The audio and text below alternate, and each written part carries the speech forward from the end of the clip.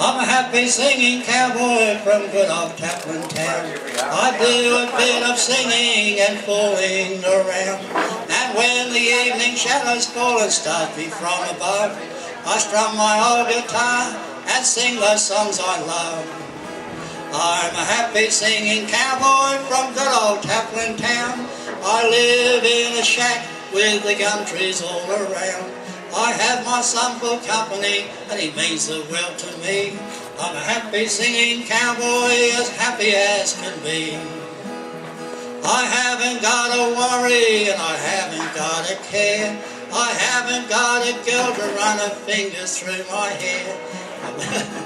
Whenever I feel lonely or feeling kind of blue, I grab my old guitar and sing these songs to you. I love to sit out in the bush and watch the roos at play, and listen to the birds as they sing at break of day. I love the wildlife around me, I love the bush as well. I'm a happy singing cowboy and life to me is swell. I'm a happy singing cowboy bred in the bush country, where the air is clear as crystal and the folk are all friendly. I haven't got a mansion and money I have none.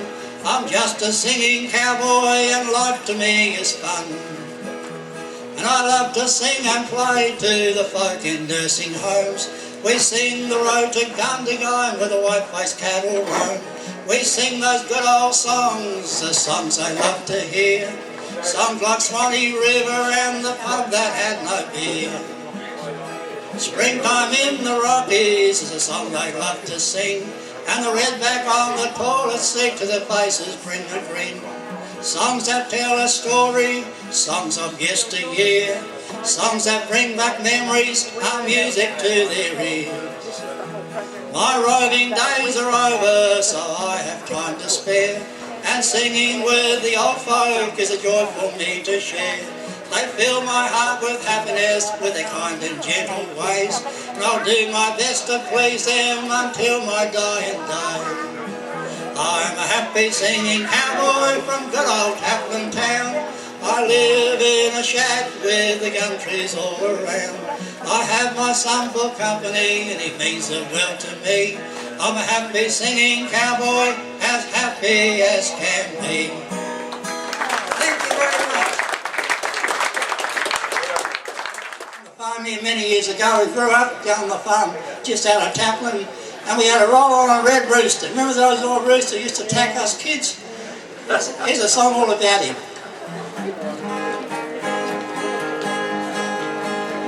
We once had a rooster on the farm who had personality, looks and charm.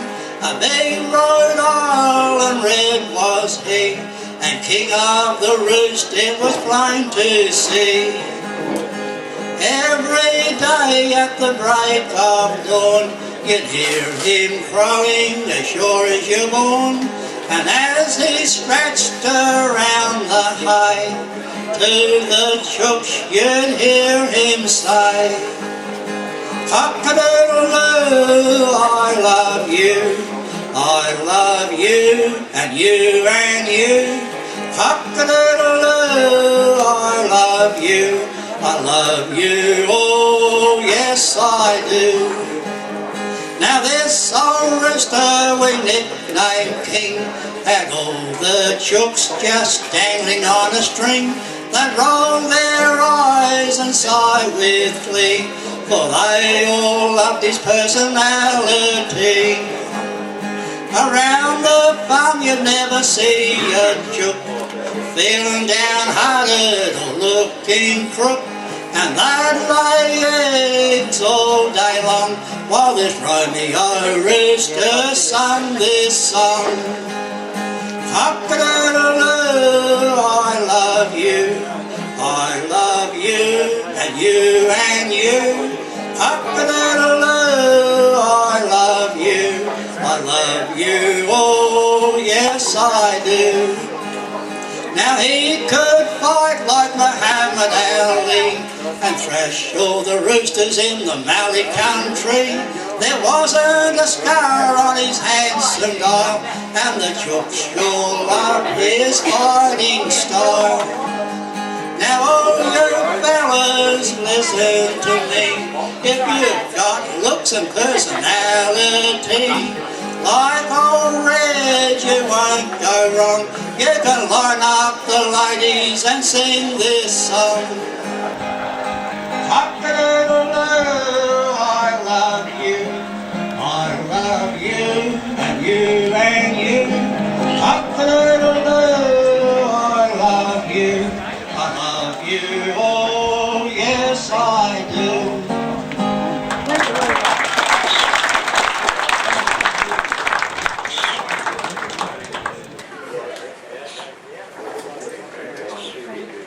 Thank you, Ross. I'd like to welcome you all here, and particularly Mr. and Mrs. Mayor. I'm not sure if that's a formal way, but it's an informal way of recognising you and saying glad that you're here. Guests who've travelled from afar and friends. I wonder if we could just have a quick poll of those of you who have come from interstate, please. You just put your hands up. Don't be shy, put your hands right up. So good on you. Welcome to you. You're from Western Australia. You're part of the Oates family. Or the Obsters, I think you call it. So we'll start a fight already right up front. It's like mentioning baptism at a Christian meeting, isn't it? Okay, so what about if you've come from Adelaide or environs? Well, look at that. Welcome everybody. That's lovely to have you. It's a very good effort and we're very pleased to have you. What about beyond the Loxton District Council, other than those we've mentioned already? Lameroo, and I'm a journalist. Lameroo, you're a journalist, so that means we've got to mind our P's and Q's from you. Murray Bridge, welcome to you too. Barossa Valley, still got your toes cold from the frost the other day? Okay, what about the Loxton Waikerie District Council? Oh, sorry, you from outside the council there? Port Noarlunga. Okay, and the rest of us, welcome because you're locals. Good to have you. What we've got is a series of what we call living histories. And living histories, we're going to have the history of this town, this region, this district, presented in the first person singular by some of the pioneers. And in fact, where possible, we've found some descendants of the pioneers, and we're going to have them read the story of their forefathers and foremothers.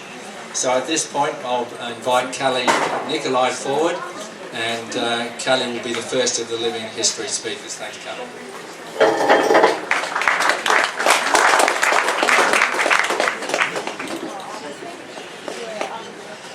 My name is Otto Franz Grau. I was born the ninth of 10 children to Johann, Karl and Emma Elizabeth Grau on the 5th of April 1887. I leased 1,281 acres, that is 520 hectares, of section 6900 of Buknong on 1st of June 1907. This was located about 5 miles, 8 kilometres west of Taplin. It cost me a farthing, that is a quarter of 1 penny per acre. This is the equivalent to 6 cents for 10 hectares.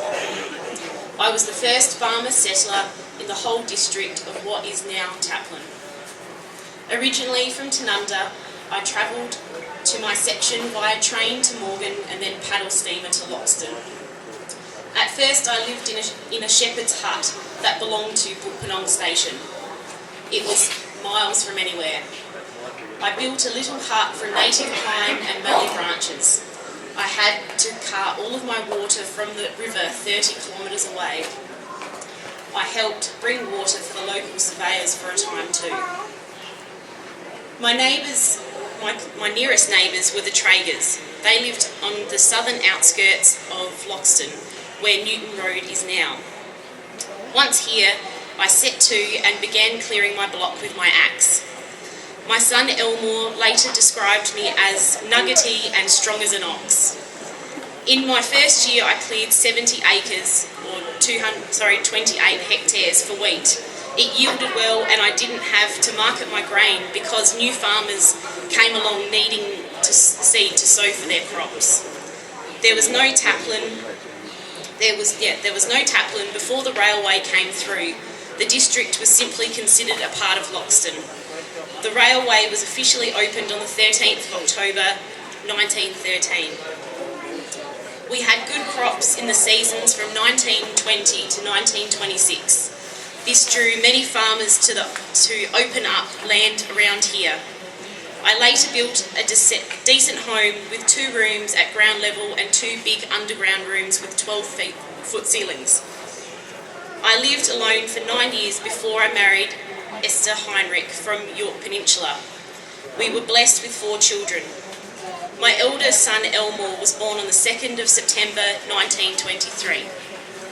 He attended the little school on the track to Loxton, called Concord. It opened in 1929. You probably passed it on your way here today. Did you see the sign? The headmaster, Mr. Beaton, gave Elmore a book in each of the 4 years he attended school. Elmore still has them.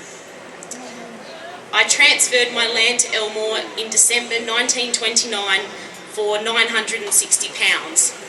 That is $1,920. Esther and I celebrated our diamond wedding on July 1932. I was only 57 when I died in 1944. Elmore was just 20 then. The droughts of 1927 to 1929 meant that sand started shifting, followed by the Depression in the 1930s and World War II in 1939 to 1945. Many folks left this region. Esther died in November 1953, aged 65. We both are buried in the Tabor Cemetery at Tanunda, South Australia.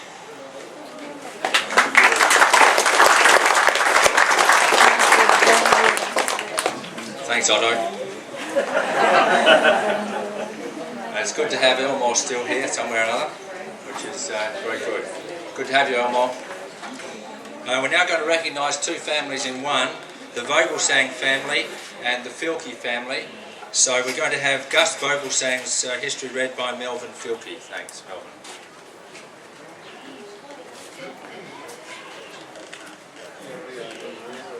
Don't call me Gus. My name is Gustav Adolf, commonly called Gus Vogelsang. I lived in Taplin. I arrived in Taplin in 1912 to begin farming in the Nadder Taplin area with my brothers Eric, Hubert and Fred. We had previously lived in the Bower region south of Yadunda, South Australia, and then farmed in near Loxton for a time. To get to our section in Taplin, we had to cut our way through dense scrub to reach our allocated 1,000 acre block. We cleared this and began farming. My dilapidated old 1924 Model T Ford, which I used every day, always created interest in the community, especially at the 50th anniversary celebration of the Institute in 1973, when the Riverland Vintage Car Club joined us for the day. I was declared the oldest surviving original pioneer at these celebrations. I had lived in the Taplin township since the 1930s and was a keen resident of the community. At my 80th birthday party at the Taplin Hall, the community thanked me for caring for the trees planted by the Taplin primary school children and for my help to others. I was told I was held in high regard. The people of the district gave me a rug and a warm coat on that occasion. At that time, I was still riding my bicycle to collect my mail and was well known for my old felt hat and hearing aids that worked some of the time. My wife Bertha died in July 1981, aged 85 years. Her graveside is site 29. I became a resident of the Loxton District Hospital Nursing Home in 1977, where I remained until my death in 1984. I was the 21st burial at the Taplin Cemetery in grave number 30 in the southeastern section. Reverend Paul Filkey, officiated at my funeral held on the 14th of September 1984. I was 99 years old.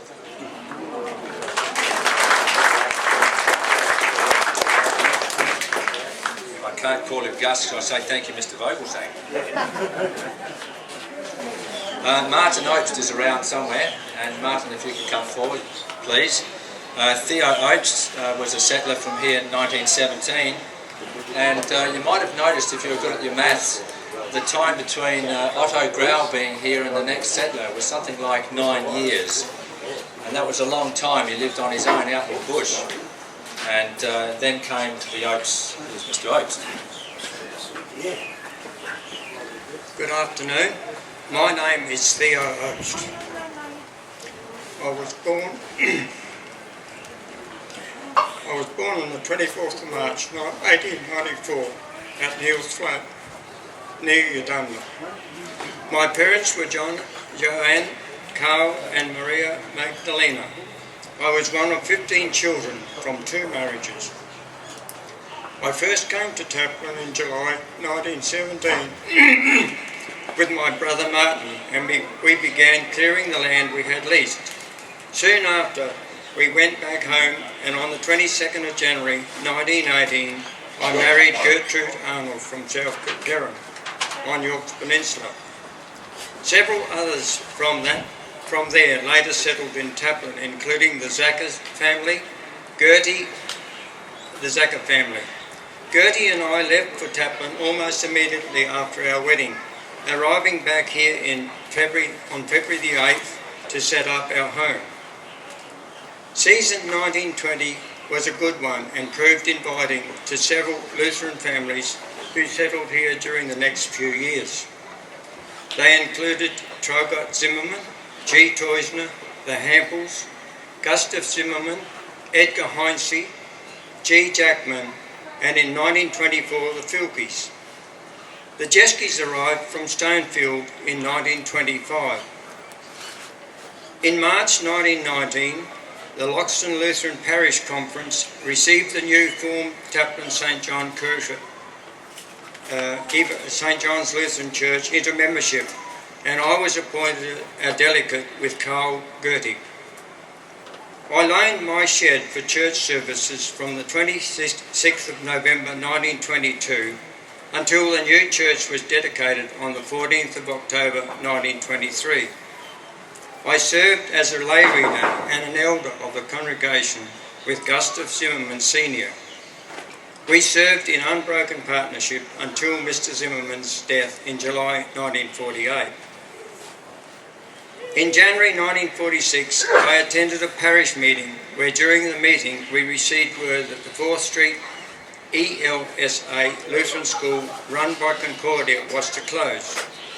The Taplin delegates, John Jeske and I, moved a motion then and there that we take in hand plans to establish a Loxton Lutheran Parish School, or day school.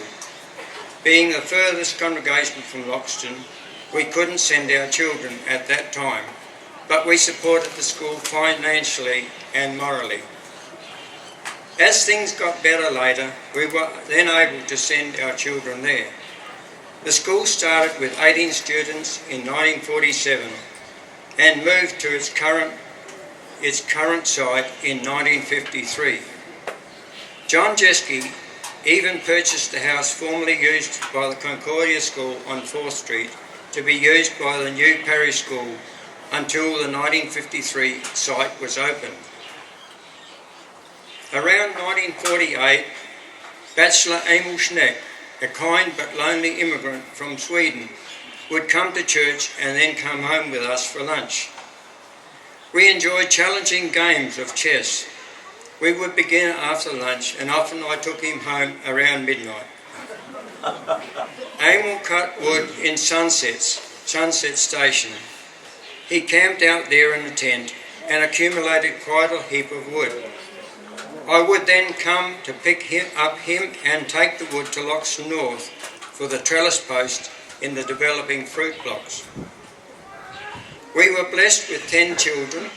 My son Martin was the youngest.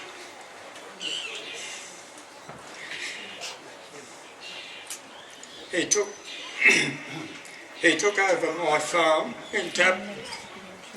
I heard over the years he had a lot to do with the Taplin Hall, with St John's, and he helped build the monument that was unveiled today.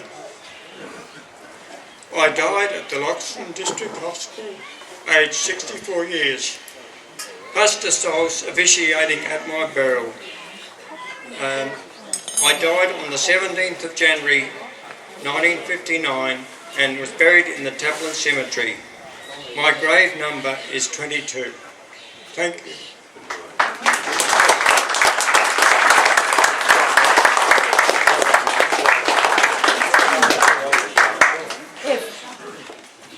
So what you've heard so far is a tangible link back to the past, to the early settlers.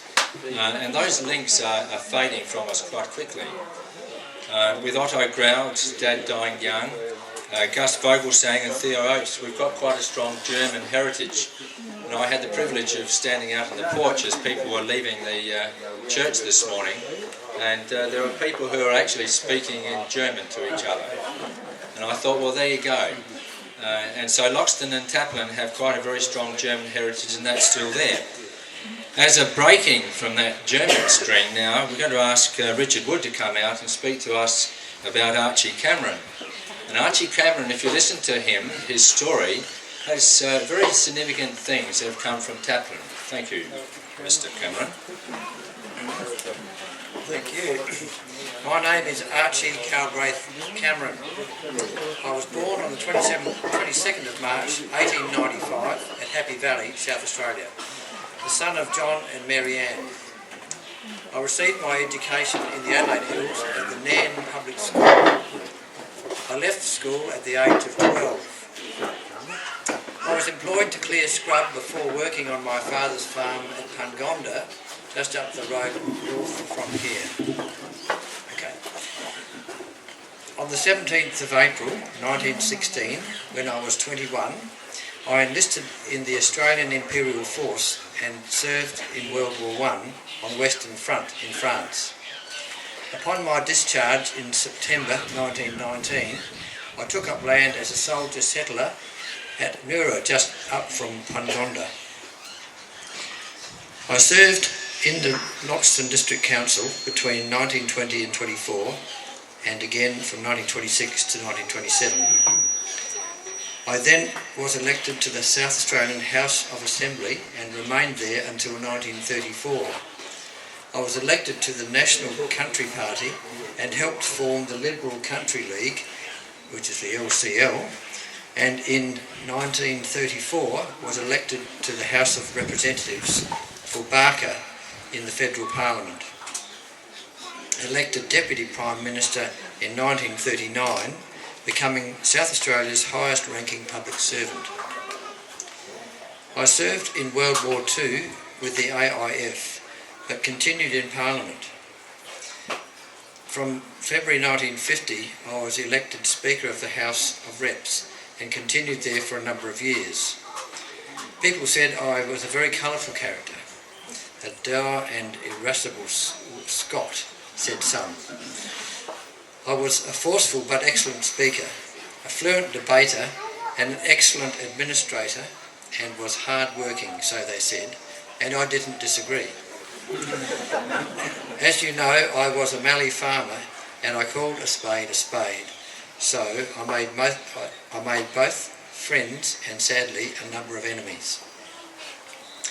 I married Margaret Walsh on the 15th of April 1925 and we were blessed with 2 children.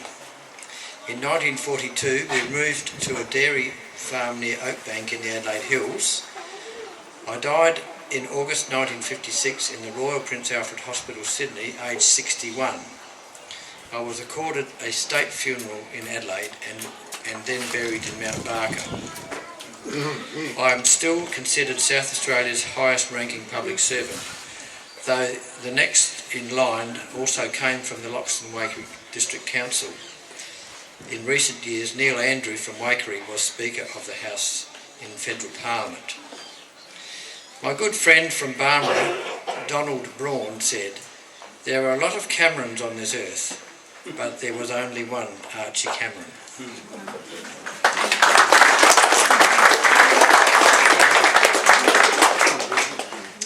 Thank you, Archie. Now we're going to hear the history of Harry Tomlinson, and we have with us a visitor, in fact is Harry's daughter, am I right? Daughter-in-law. Daughter-in-law, my apologies. And we welcome you especially to hear read by one of the youngest residents of coming into town, Josh McIntosh, wherever Josh is. Here we go. So now we've got a couple of English derivative people, and it's interesting talking to Harold Zacher when he was still kicking on this earth, and he used to talk about them and us, and the Germans and the English. So here's an Englishman.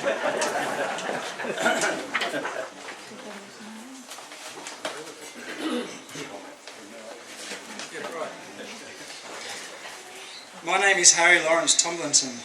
I was born on the 20th of September 1890 at Edwinstown, South Australia, to parents Philip and Lucy. I was one of 10 children in our family, and when I was 9 years of age my father died.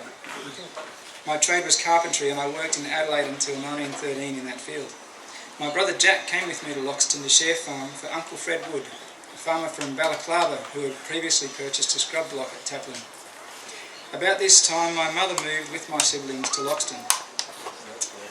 I enlisted in the AIF on the 16th of June 1916, becoming a member of the famous South Australian 50th Battalion. Declared medically unfit after being wounded in a battle in France, I returned to Australia on the 10th of May 1918. I carried on farming with my brother Jack until 1920, when I was allocated my own war service block under the government repatriation scheme at Taplin.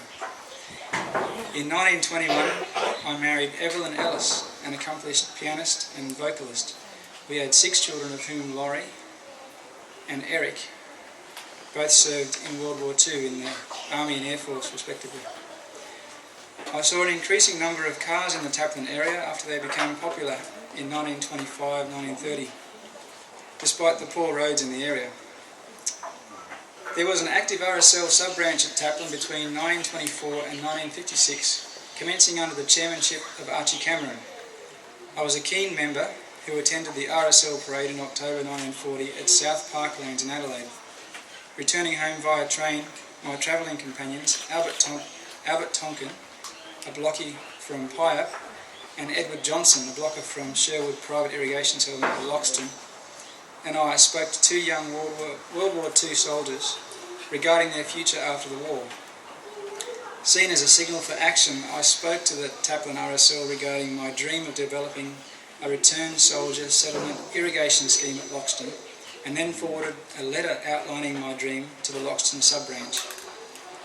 In January 1941, when South Australian Premier Sir Thomas Playford, also a World War I digger, was in Loxton, a deputation shared the dream.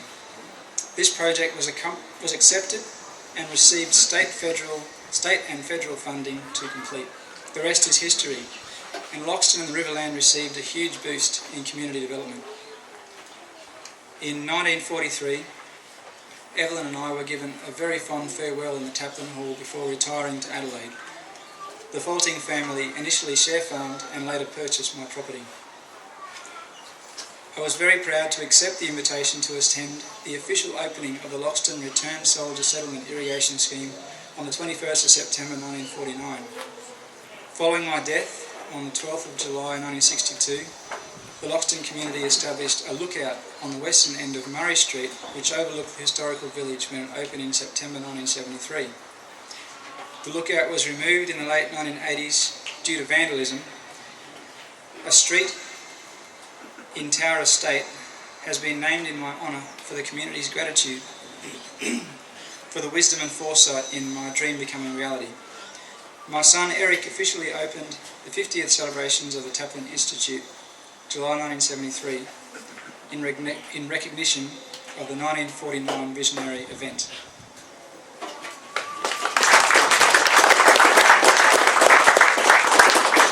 I hope you're seeing a bit of a thread coming here. There are people from Taplin who've contributed in faraway places, even in Canberra and beyond in the nation. Mr Opes was there, and they decided that straight away they'd help to support the parish school. Harry Tomlinson decided that there'd be a Returned Soldier Settlers Irrigation Scheme. and I guess a lot of us are here today because of that. So we're seeing huge contributions influencing the community way beyond Taplin. We're now going to hear a more local story from Eileen Hammond, read by Carolyn Wood. And she's a character of a lady. Thanks, Carolyn. And I should say that Carolyn has links with the past through Les Hart. And when you hear you mention the word Les Hart, people stop. And they take a step back and they say, Les. He was a character. But anyway, welcome, Carolyn. I gave up mentioning my relatives. So I'm Eileen Hammond. The first general store and post office in Taplin was purchased in April 1922 by my husband Bill Hammond, and you'll be down near the store when we unveil the memorial this afternoon. Bill's little green handcart, you might see it, right? Bill's little green handcart he used to take the mail and the goods to and from the railway station every day when the trains arrived. Our store had men's suits to measure as a specialty, large stocks of oil and petrol always on hand, and even a car for hire both day and night. This would help injured or ill people get to the doctor in Loxton in an emergency. I first started working in Hammond's General Store and Post Office in 1922 when I was 17. Some years later, Bill and I were married after the death of his first wife. Later on, I worked a telephone switchboard which had 10 subscribers, with most of these being on one party line. Some people say that I used to listen in to the phone calls, especially when there was an emergency. On several occasions, I was able to offer rapid assistance to people in need. Our first store refrigerator was purchased in 1936. Before then, we relied on ice chests to keep things cool. On the 17th of March 1938, a 50-line switchboard was installed, and this was followed in 1973 by an automatic telephone exchange. Some of the early telephones are now in the Loxton District Historical Village. Some of the school children after football games at the Oval behind the fire shed, is that way? Yeah. Fire shed, would go looking for some coins dropped by the patrons on Saturdays. Perhaps they would find a penny or threepence or even sixpence, and they would make a beeline either to my store or to Toysner's up the road to buy lollies, much to their delight. As roads improved, more and more people shopped in Loxton. The post office kept the store going. For instance, during 1974, 900 letters were collected, and between 500 and 600 were posted from our store each month. At that time, Taplin had 12 homes, and there were about 100 people living in 32 homes in the whole district. I've seen the store slip from a thriving little business meeting most of the shopping needs of the local community to a district post office making only occasional sales of general goods. After 60 years of operation, I closed the Taplin store in early May 1982 and retired to Murray Bridge to be closer to my daughter Suzanne, who I think might be here today. Can't tell. Acknowledging whether it's Suzanne or they're flying. Suzanne's here today. She's overseas.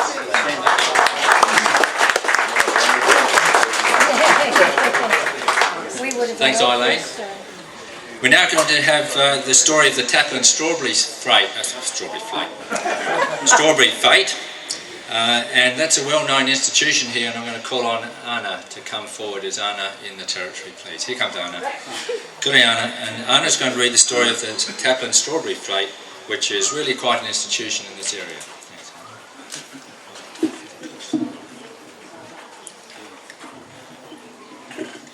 Not only to have money for the expenses and upkeep of the hall, the Taplin residents wanted me to provide a great deal of entertainment for people from far and wide. I was a time to be held before the cereal harvest in October or early November. I attracted a large and diverse crowd of dads, mums and children from Taplin and surrounding towns. In the early years, sixpence was all that was required to get each adult through the door, and the children were admitted free. There was a tradition of challenging each other for the best decorated stall, for example sewing, jam and fruit preserving, baked goods and cool drink stalls at the event. The strawberries were purchased from Adelaide by the proprietor of the local store, Mr. William or Bill Hammond. The fruit arrived by train at about 4 p.m. in the afternoon of my day. Then a busy bee was called. The Taplin ladies carefully prepared the strawberries and all was in readiness by 7 p.m. The strawberries were served with ice cream, which had also arrived by train from Adelaide that day.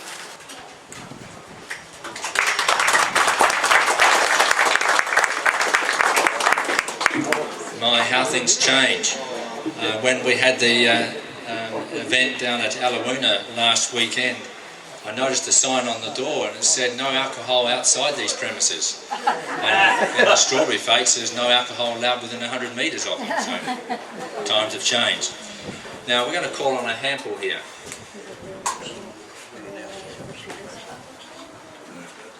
Thank you, that's from church. Just got announcements that the funds raised for the Bible Society in church this morning was $1,615.60. Thank you everybody.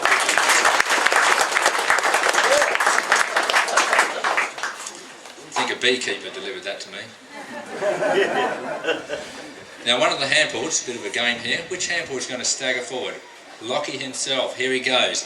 Mr. Limping Lockie Handball is going to read his own story of farming and clearing the land, and this is the last in this series of living histories, and Lockie might want to account for how come he's got Jake the peg leg.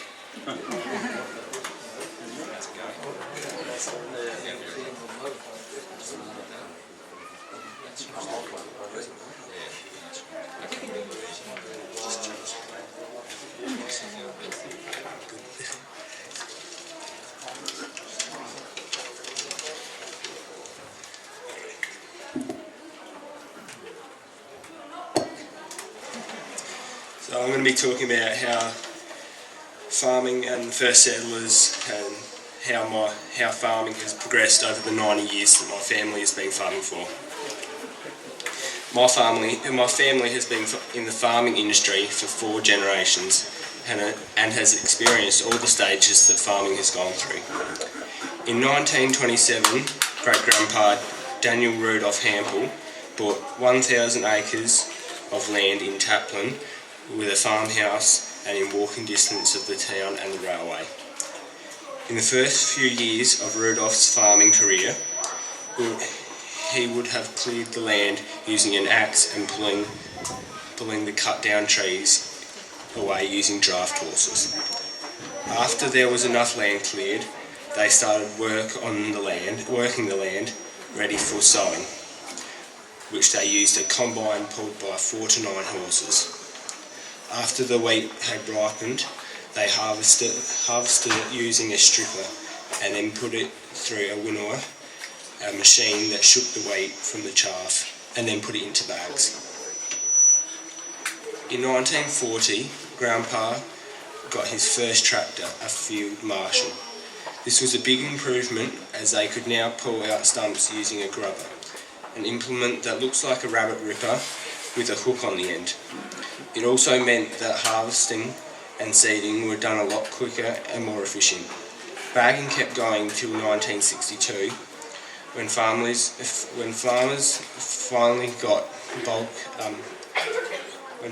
could finally go bulk, meaning that they could spend less time bagging and could expand buying more land. In 1996, Grandpa and Dad bought their first self-propelled harvester. This was the start of the new era of farming, and is now growing. And machinery is getting bigger and more advanced. We are now using a 45-foot head of comb, tractors with 450 horsepower, and own 15,000 acres. My grandpa said that Dad can harvest what he did in a day in only an hour. Yep.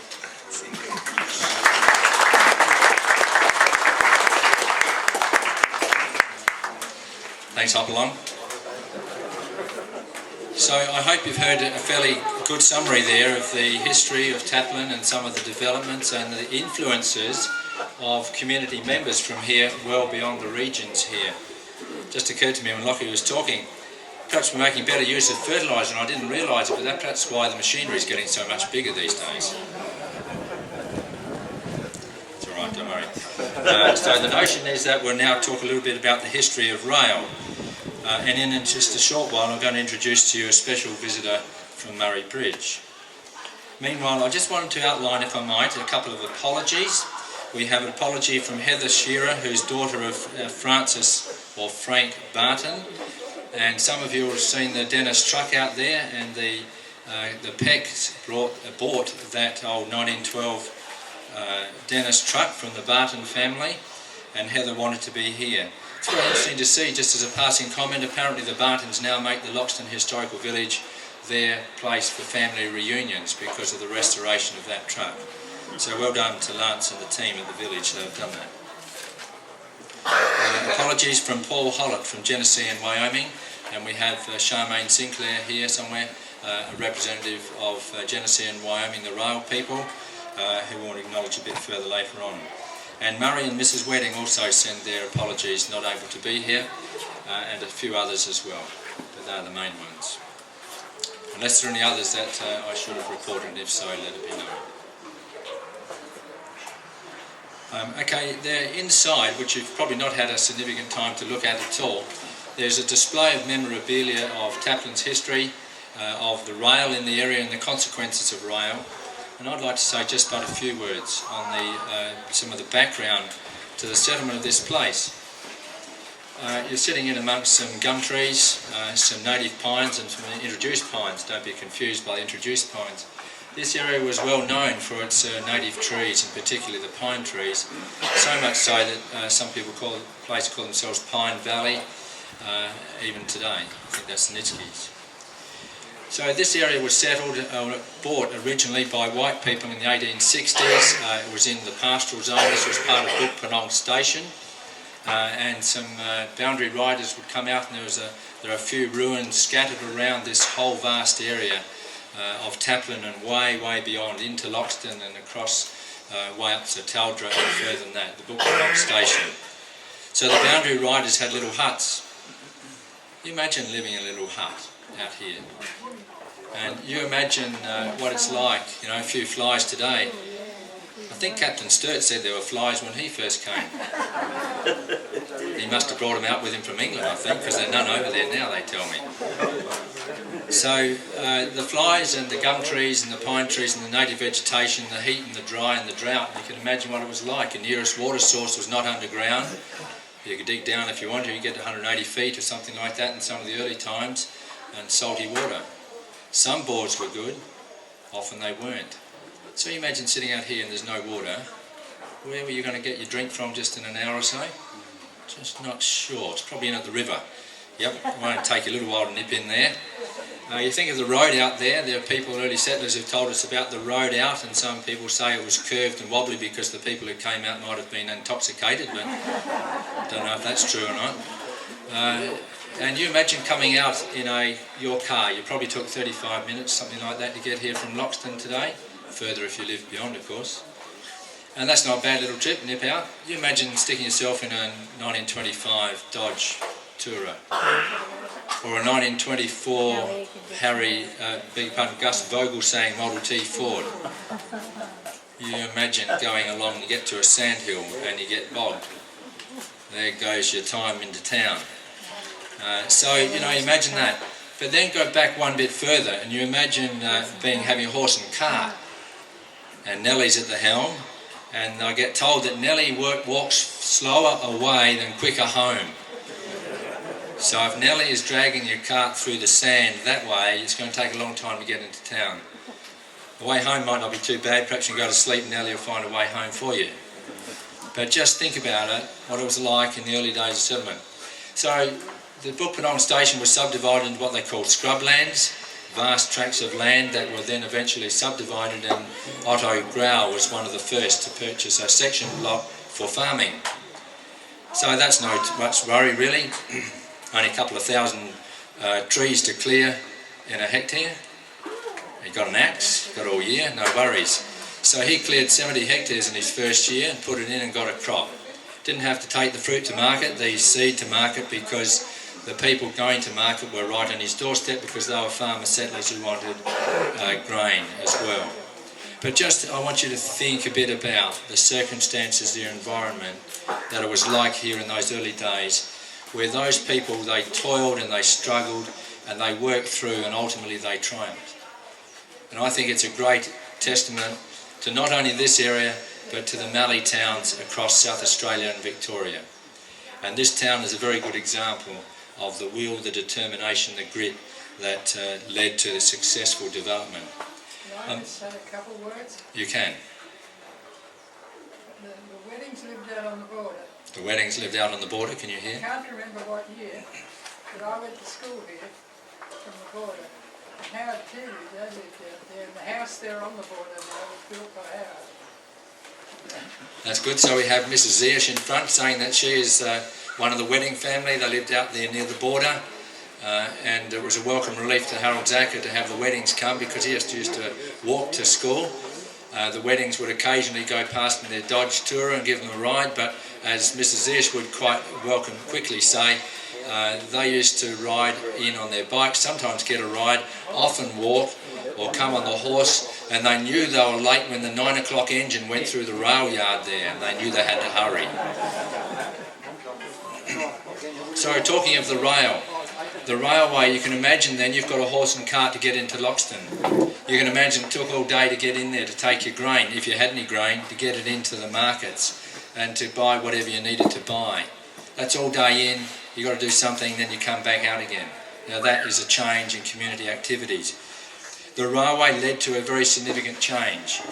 In 1913, the railway line was put through and it was opened 100 years ago last Sunday. It was the official opening of the railway line from Tailem Bend through to Paringa, and that was the first port on the River Murray, first port that would tap the trade from the River Murray system down to Adelaide. It was on steel wheels, and steel wheels are 7 times less resistance than rubber on the road, and so it was much more efficient to use railways. There's what we call the right hand of rail, and I'm going to close in just a minute so don't get too worried. So if you've got the right hand of rail, so if this is in fact Tailem Bend here, and that's Karoonda at the wrist. If you've got fingers of rail, the railroad came out to Pibinga, 1 finger of rail. The second one came to, let's get this right, Pibinga. The second one went to Paringa. The third one went to Loxton. The next one went to Yenkanny, and the next one went to Waikerie. So if you think of the right hand of rail that came into the Mallee, that opened up this region and enabled the settlements to be as it is. And I'd like to say there's a tremendous triumph about the labours that went on in a community like this, such as this. This area is now one of the most productive, cost and energy efficient farming, dryland cereal farmings on earth. There is no better farming region for efficiency than here, because of the pioneers that have allowed that to happen. That's a global capacity. That's a global achievement. So as you've read in the histories, heard in the histories read to you, there are contributions in town, there are contributions in Loxton, there are contributions across the nation, and there are contributions to Australia in the efficiency of production that's helping feed this world. So I'd like to congratulate you, the residents and the descendants of this area, on the accomplishments of you and your forefathers. But to help bring some of this home a bit further, we have Ray Bolt, who's going to come and talk to us now some of his experiences on the railway lines of this area. We won't be terribly much longer.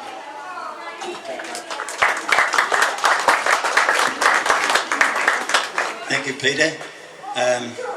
Look, there are lots and lots of stories I could tell you, but I'll start in the first place that some of those who spoke about their early days of generations gone by, if I say I this and I that and I something else, you'll forgive me, please. Thank you for your welcome here, and it's great to be amongst friends. I was a 27 baby, so you can work that out from now. 27. 27, baby. I'd like to...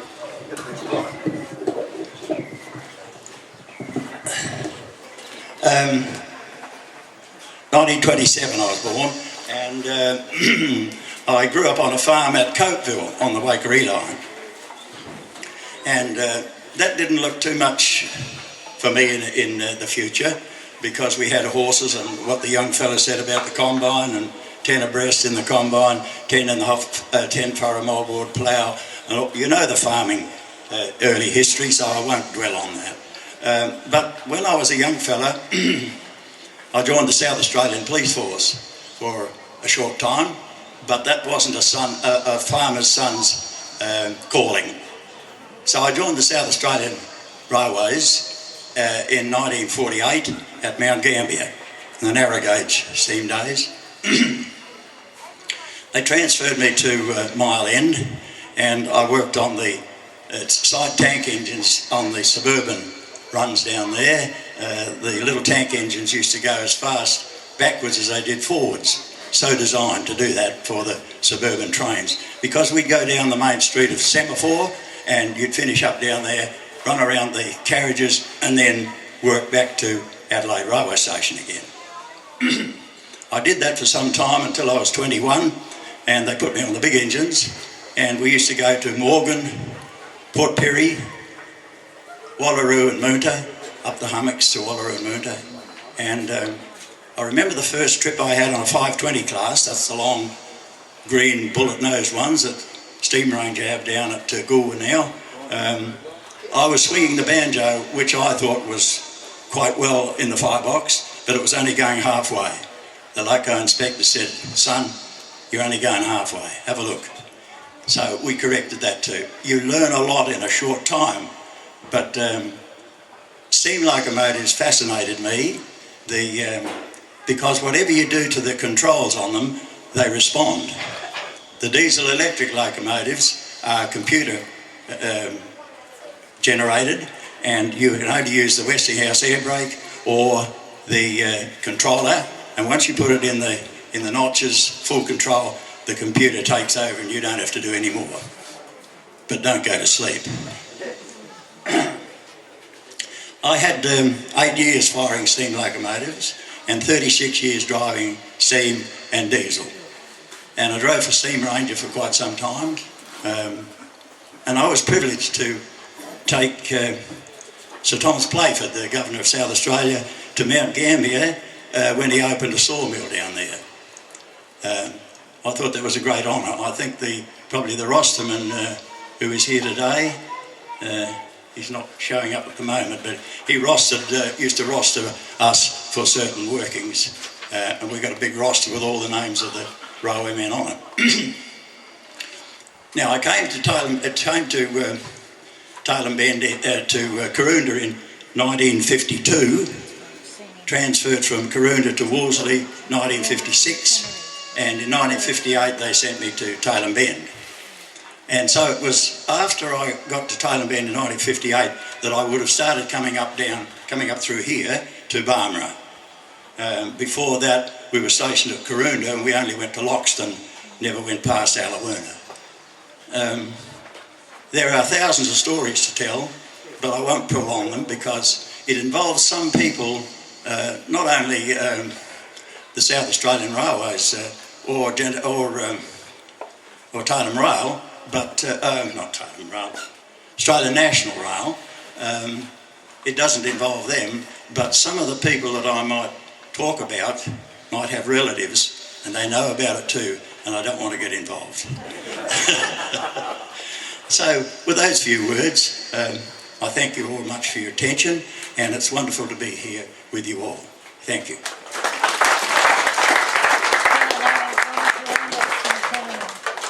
It's good to have Ray Bolt here. Thank you, Ray, for sharing. You know, the story just gets imprinted in my brain so much. You know, you've really got to be polite when you're talking to people, because I was standing with Mr. and Mrs. Mayor and say, "Did you know Ray Bolt?" A look of horror came over Mrs. Mayor's face and says, "Well, yes, we're related." In fact, your auntie, is that right? Uncle. Got to watch out, don't you? It's come time to thank a few people, and then we're going to invite the Mayor to do something, have a speech about things. But it's time to, and I'd like to call Carla McGarry forward if she could come forward and help us work out the many people who've helped us. And there are going to be some presentations, and I wonder if somebody else might be willing to help relay some thank you certificates which we've got here. So we sort of pass the baton through. We won't be staying too long on this, so I'll just ask if, when you're named, if you could stand, and you might get those back up. Yeah, that'd be good. We'll get these to you. So first of all, the Loxton Community Centre contributed some funds to assist us today, which is how come you're not getting a levy when you come in the door. Okay, fine. So they contributed some funds, and we just want to acknowledge them. We'd like to acknowledge the Loxton Waikerie District Council. If you wouldn't mind passing that through, Leon, we'd appreciate that. We've got a thank you there. Lance, wrong one. You've sort of get the other one, but that's all right. So we might hold the applause at the end too. Thank you for the sentiments, we appreciate that. The Loxton Waikerie District Council came to our aid. We're in the washing machine of ill decision. We're going backwards and forwards trying to locate this monument, which we're going to open down there shortly, on territory that was rail territory. And Leon, we're very grateful indeed for the way the council responded when we were stuck. Shine Stanitsky. Shine he's a great builder in stone. He'd hurt his leg and wasn't too good, and yet he came and helped us build the monument, and we'd invite you, many of you as possible, to go down and see it. So thank you, Shine, from us all. Thank you very much. So, good on Shine, great effort, and it's good to see the technology of building stone passed down to the younger generation, some of whom are not quite so young. The next one is Genesee in Wyoming, who, after much discussion and help, where's Charmaine? If you'd like to stand, thanks Charmaine. If we can relay this back to you, thank you. Charmaine Sinclair helped, Paul Hollett helped, Paul's an apology for today. And if you go down, and once the monument is unveiled, you see a wheel that came from Port Augusta to Dry Creek, and it's a genuine railway wheel off a modern day freight wagon. We're blessed to have that and other elements that I think you'll find are quite a unique monument down there. Assisting with us in that position was Robert Crucial from Loxton Timber Mill, who, when we rang and said, can we get it up at dreadfully short notice, said, yep, I'll do that as a donation. John Swartz and Jenny helped from their property with regard to stones and all sorts of assistance. And there's a thank you to your family there, Jenny. To Mark Hampel and John Hampel by default. John was lolling away at the time, I think, over in Western Australia. I don't know when you came back, John. Where's John? Welcome back. And Val, good on you. Good to have you back for this. You've loaned some stones to us. Thank you. And where's Mark? He's around somewhere. Yeah, good on you. Well done, Mark. Thank you for all your contributions. The Loxton's Men's Shed helped develop some of the signs and do some of the woodwork. If there's a representative from the Loxton's Men's Shed, please stand.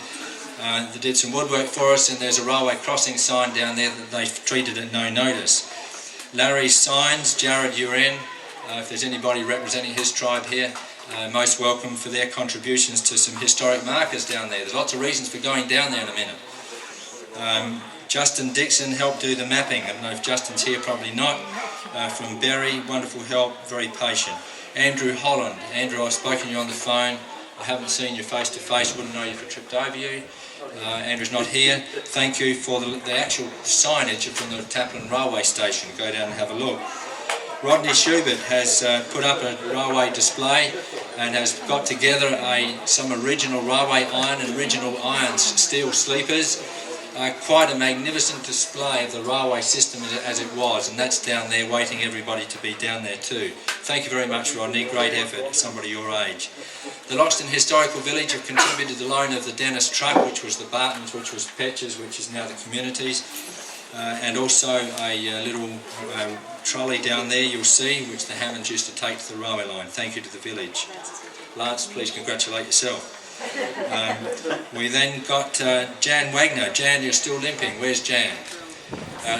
Jan, diminutive Jan, and Rosemary Hetzel and husband Mark to Jan, together, all three of you, helped develop the mural. I invite you to go down and see the mural down there. Jan spent many, many determined hours at doing the mural and getting it as authentic and accurate as possible. And Jan, we're very grateful you've been able to now do 2 murals. She did a huge mural, about the size of from here to the end of the shed, full length, full height, in the Taplin Institute in 1974. We'll do that, something like that. So thank you, team, for what you've done. Much appreciate that. Michael Beerley did some painting of that. We had many people donate paint. We had wonderful help from every local painter in town, and one who didn't have any paint said, "I'll buy it for you." Wonderful support for the paint. Barch and Sons, Terry Griffiths, Doug Walker, Fox's Crash Repairs, who also painted the historic markers, and Paddy Reynolds. Thanks to all of them. Ron Jackman, CFS, where's Ron? Ron's hiding, for the loan of the shed facilities and us being in his way for a while. Thank you. Also for some steel, we're not quite sure what the deal is there, but he's loaned for some steel that's in the markers, the monument. Don and Di Viney bent over backwards and brought some chairs, some of which are sitting on them from Alawoona Hall. Really done a wonderful job. Thank you, Don, and thank you, Di. Really appreciate that. There's a railway crossing sign over there that's been fixed up by Don. Great effort, Don. Thank you very much. The Alawoona Hall, as said, loaned us some chairs. We'll be paying for those, but they've given us a very good price. Thank you. Ross Baker for singing. We've been very quick here. Paul Kaisler for helping with the sound. Auto Pro for the marquee. I'll come to the marquee a bit later. And Bill Ebert for the cool room, and Country Bakehouse, who donated some bread and some other things. I wonder at this point then, what do I do next? I think if we could ask the committee members to stand up and be in receipt of a contribution from us, please. First we have Josh McIntosh, committee member, a builder, constructor. I think if we just hand them to him, Lance, if that's all right. Thank you, Josh, for your contributions. We were stuck. I'm tired and lazy and not very fit, and was wielding a crowbar at much lesser rate of hammering than was Melvin Filkey, and he's nearly twice my age, aren't you? And he was wielding the crowbar, and we didn't have success, and Josh heard about that to put in one of the historic marker signs, and he went out at 10:30 at night and dug the holes for us. So I don't know, Josh, did you eat your Weet-Bix for lunch as well? Melvin Filkey, thank you, Melvin, for all your contributions as treasurer on the committee, and tyrant worker. And it's amazing to see these guys work. It really is a sight to see people Melvin's age and others working physically very hard to do these things and help to build the monument. Wonderful. Lance Peck can give himself another pat on the back when he gets back. Lance was a major contributor in all manner of ways on the committee and very much helped us a great deal. So we've got one for Ray Bolt. Ray, if you wouldn't mind rising again, thank you for coming to speak at short notice. Much appreciate that. Lance will get his when he arrives here. Thank you, Lance. Martin Opes. Martin, great contributor. The whole team together on the committee have been absolutely wonderful. Paree McIntosh should be hiding somewhere.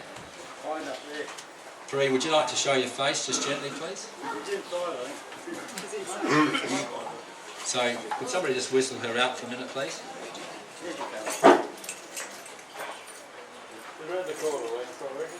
Anna, is Paree there? Your mum? So, Paree, thank you very much for all your contributions. We invaded your household and all your children as well. Thank you for your patience with us. Paree is a great one. She's got great ideas, and she has more and more ideas the longer the day goes. Well done. And that leaves me to say thank you to one other person.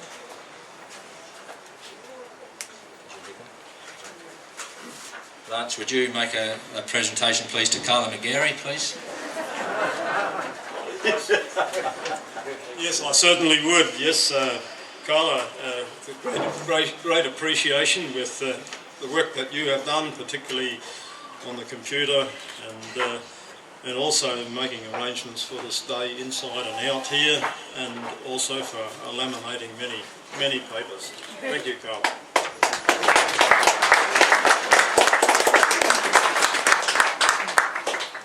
Now, thank you, Mr. Mayor, for waiting, and that, by waiting so long, we're not wanting to cut you off from anything here. So, thank you very much. We've just jammed all of these procedures together here. We were going to do it in 2 breaks, but we haven't had opportunity to do that under the circumstances. And inviting Leon forward, I'd just like to say that thanks again to the Loxton Waikerie District Council, and Leon is going to open the monument, and then we're going to move down to the monument itself and we'll unveil the monument. So thank you, Mr. Mayor.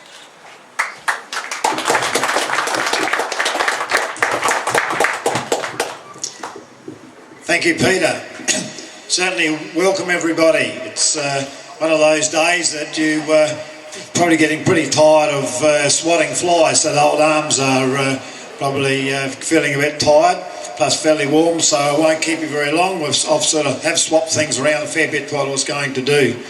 But certainly it's a great, gives me great pleasure on behalf of the district to congratulate the committee on the foresight of what they've actually had to bring this together and the amount of work that they've done. Especially the McGarrys, you have to have a leader on the team, and I'm sure that you'll all agree that they've certainly been great leaders in bringing this to fruition. Of course, with good leaders, you always have to have a good team behind you. And as you've heard from what some of the ones what they've done, they've certainly had that. So very much appreciated, and everyone here today, I'm sure, appreciates all that good hard work and the community spirit out there, not just at Taplin but far and wide, that's helped out as well. That's what makes this area great. Certainly makes me feel proud to be the leader of the area, to hear those sort of things that happen with that good spirit and that good early pioneering spirit that's got people through in these very hard times that would have been out here. Just imagine being out here in those days without any roads. And they made mention, and roads always come up in with council, that still people aren't happy today with roads. But when you would have seen what would have been back then, these are certainly, things are pretty good. The reason why roads are twisty and bendy and take long times, bad corners and that to get there, and I used to always ask that question, why the hell was that road, why wasn't it put through here or what have you, especially when you've taken up land like we have and we've actually cut corners off. But when you stop and think, poor horse pulling a steel-wheeled cart, they had to dodge the sandhills, didn't they? So that's why the road kept down on the low ground and had to wind around. So, but in some areas that was fairly hard, but certainly times were tough. It's certainly great to think that the monument, which we'll be unveiling shortly, that the foresight of the people to do that, and the amount of stuff they've got on that to remind us that the railways were here. Because there's not too much left around today of railways throughout the country. And most of them are gone except for some main tracks. So that was great because generations to come wouldn't even know that there'd been a railway here. So that'll be something that will stand firm here for many, many years for the reminder of 100 years of rail that's been here at Taplin. So that's certainly very great forward thinking to do something like that. Also, the thing of what railways done in those days, that everybody depended on it. Because without rail, it was very hard to get stuff out or get it in. We all had, and I remember because we was on the railways, and most towns were about 5 miles apart, and everybody used the rail to get cream and eggs, their grain, wood, all that sort of stuff, stock away to the cities or to Tailem Bend where the cream used to go. But then also the shops that would come here relied on that to bring all their gear in. And it was a meeting place.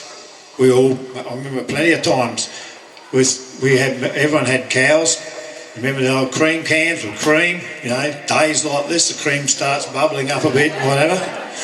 And I remember running a bit late for the train. We had 3 cans of cream in the back of the FC, so it was later years that we were still milking cows and had cream, probably one of the last ones. Went round the corner a bit too far and tipped one over, didn't I? Didn't say anything, cleaned it up as much as possible, but the next hot day, Dad said, what the hell's stinking in the back of this car? Because I forgot that the well of where the spare tyre was, cream ran down on that, didn't it? So it wasn't very nice after that. But these sort of things that we all used the rail for that. But nowadays, all those things are gone. Nobody milks cows. It all comes from the foodland, supermarkets and what have you. So times have changed a lot. But today is about reminiscing on the history of those things. And it certainly gives me great pleasure in declaring this open to the history of 100 years of rail in Taplin. Thank you.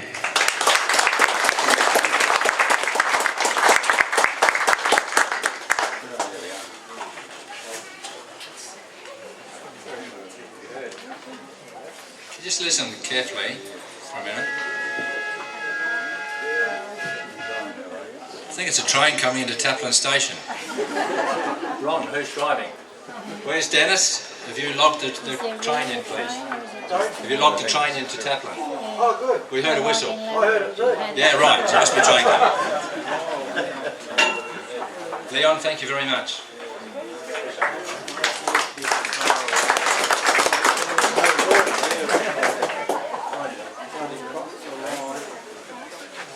Okay, seeing the train come through, it's about time for me to collect the mail. So later on when we go down there and unveil the plaque, I'll go down there with Mr. Hammond's mail cart and I'll pick up the mail bag and it'll be brought up to here and we'll have a look what's inside.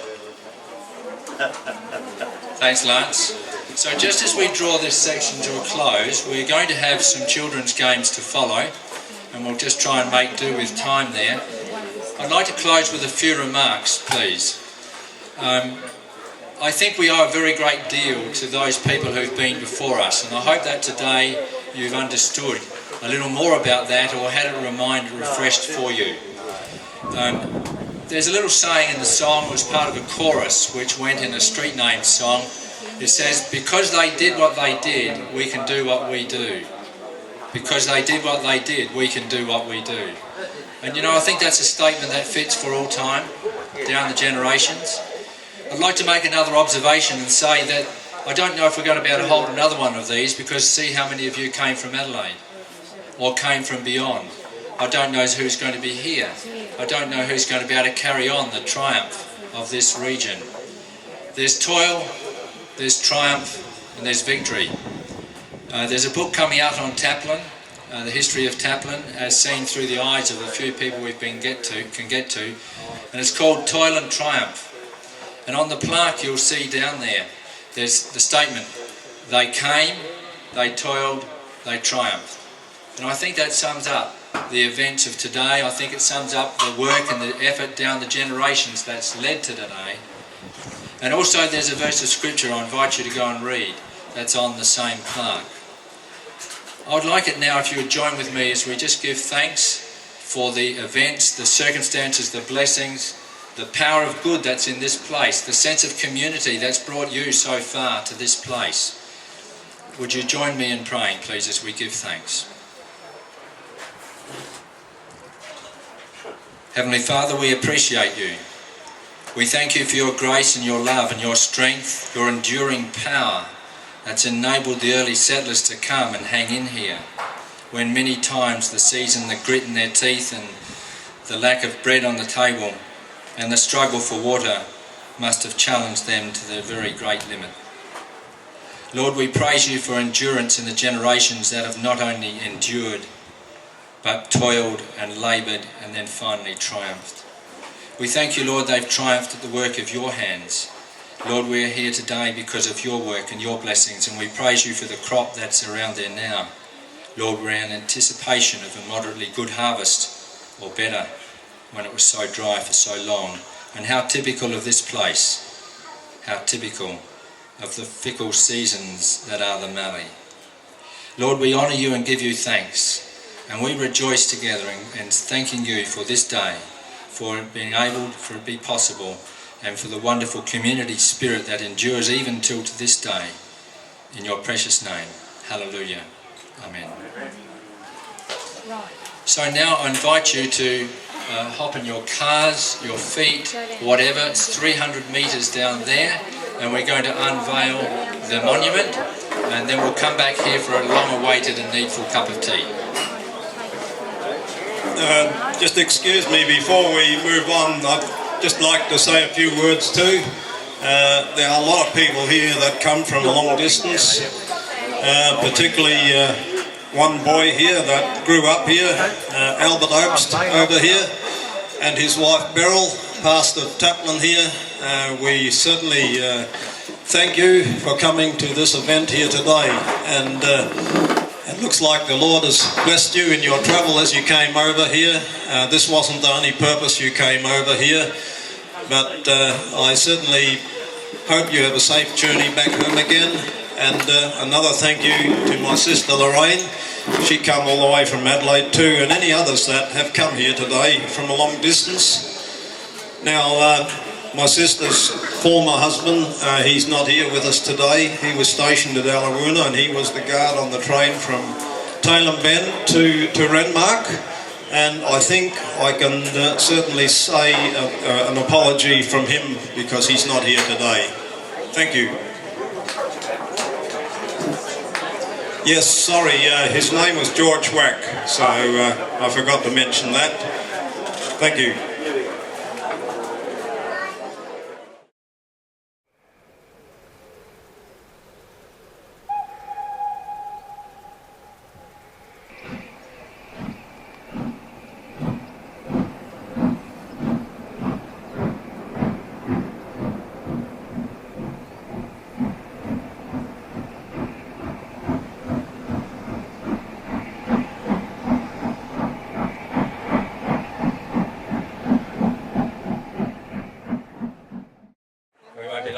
So just without further ado, I'd just like to hand over to the Mayor again. Thank you.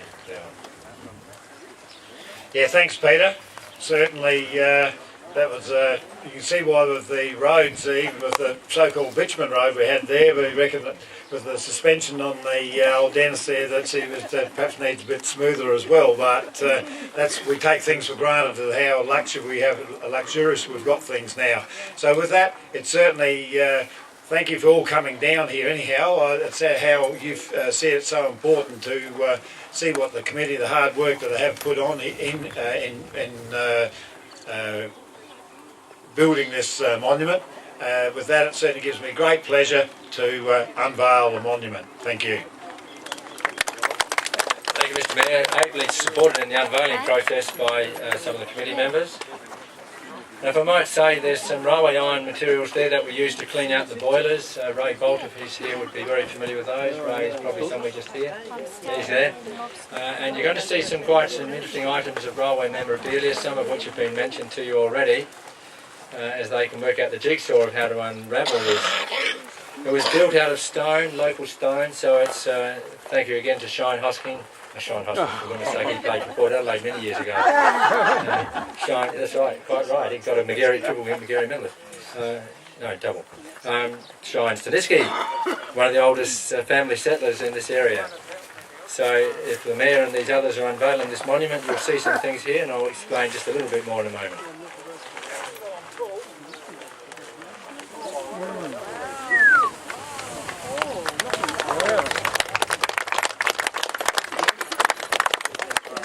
We're applauding for doing the unveiling, actually. It's such an effort.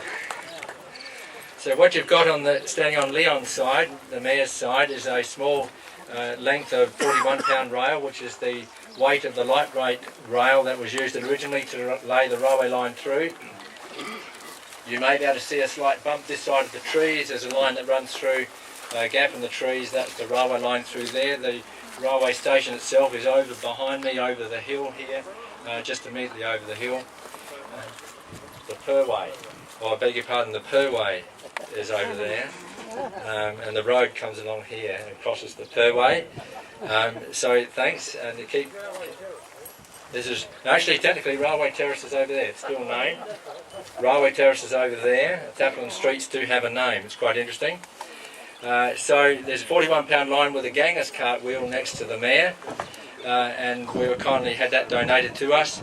And then through Genesee in Wyoming, already aforementioned here, kindly lumbered us with this wheel, which is wonderful. It was 980, I think, centimetres wide, and it's 300 kilograms. So don't put your toe underneath it.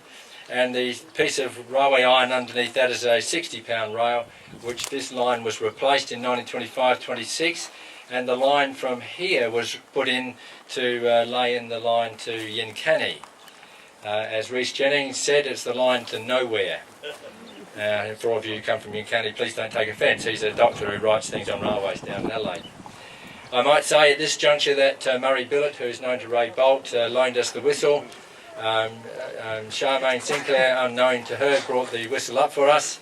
We're very, very much appreciative of that, Charmaine. We didn't tell her what it was. And Leon might tell us in big loud voice what it reads on the plaque, please. 1913 Taplin Centenary, celebrating 100 years since the railway was laid through Taplin and the growth that it brought to this community. They came, they toiled, and they triumphed. This monument was unveiled by myself on Sunday the 20th of October 2013. Jesus said, "Come unto me, all you who labour and are heavy laden, and I will give you rest." That's Matthew 11 verse 28. Thank you. So we invite you just to have a look around as long as you want to, and Mr Mayor has already unveiled the historic monument over there, and there's another one behind Josh McIntosh over there, if Mr Mayor is able to find that. Folks, there are copies of those, printed copies of those historic markers are available back at the CFS shed. There are copies of the posters that are on the wall. Some of the posters are there for also as an A4 sheet. Please feel free to take one. There's also a Taplin historic sites map. They're there for you to take. Now Lance Peck is wheeling Hammond's cart. If you can see a track through the grass there where he's going, this is what Mr Hammond used to do daily, or Eileen. It's a slightly curved track. It goes down to the railway track and then over and then down to the railway station across the Purway. And Rodney over there has got some railway lines, the original railway sleepers for you to look at. And a very, very good display that we've mentioned, and thank you again, Rodney. Thank you very much for your attendance. Spend as much time or as little here as you want to. There'll be a cup of tea and lots of good things to eat back at the CFS shed. And I congratulate you on your patience. The mural we got to do. Oh, I nearly forgot the mural. It's a great pleasure to be here and unveil it. I'm certain I have Jan, who's done a lot of the painting of it, and we can thank her for the wonderful work that she does, not just for here, but she does it throughout the district, a lot of this sort of work voluntarily. So thanks, Jan. And I've got a lovely, her granddaughter here who's going to help me as well, so she's gorgeous as well. Go for it, Gracie. Go, Gracie, go! Go, Rob. Put them off. What have we got under here? I'm doing a Christmas present here. Oh, it's good.